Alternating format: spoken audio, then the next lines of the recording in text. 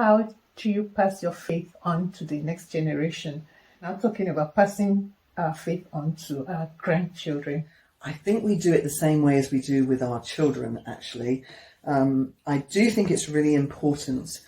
One of the big problems facing the church in America at this time, the evangelical church in America, is the inability to pass faith on to the next generation, and children walking away from the church in their adult years. And some of them come back later, but they've made decisions in their life away from Jesus that have consequences for them in the future. Perhaps they've married somebody that when they were not following Jesus, or chosen a career path. And so passing faith on to the next generation, our children and then our grandchildren, and helping our children to pass it on to their children, it's one of the most important things that we can do.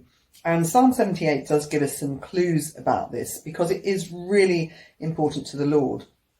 And it talks about it says, open your ears to what I'm saying. I'll teach you hidden lessons from our past, stories we've heard and known, stories our ancestors handed down to us. We will not hide these truths from our children. We will tell the next generation. And it goes on again. He commanded our ancestors to teach these things to their children, so the next generation might know them, even the children not yet born. So they in turn will teach their own children, and each generation will set its hope anew on God. And working backward there, I think each generation has to have its own experience of the Lord.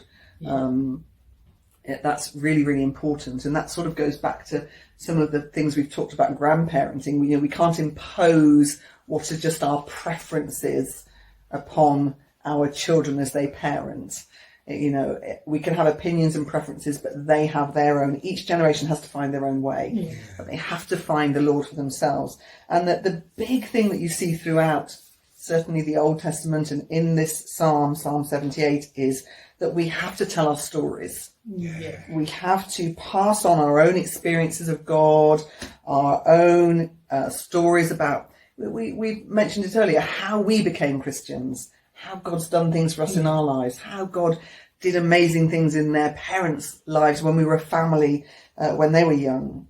So each generation needs their own experiences of trusting God for themselves, but we have that really important role to play. And I would say it's in praying for them, praying for your children, praying for your grandchildren, being that practical support, and telling your stories. When you talk about praying for them, I remember Pastor Clive talking about the baby that's his grandchild that's just on the way, and then you said, Pastor Clive, that you're already praying for that child. Praying for all kinds of things, for health and protection, but also for God's Spirit to be at work. We saw with Elizabeth and Mary, that the child in my womb leapt for joy. The child in the womb is responding to the Holy Spirit already, even before they're born into this world. There's a spiritual connection there, and the book of Zechariah 12 talks about God forming the Spirit within a person when they're in the womb. So it's key from that moment to really pray for them, because I think too that whole sense of we've touched on it several times today, but that whole sense of giving your grandchildren that unconditional approval means they are more likely to ask you questions that they're perhaps chewing over. If they feel you're going to disapprove of them or try to correct them or jump in with a sermon, they are not going, and give them 3 points from Leviticus,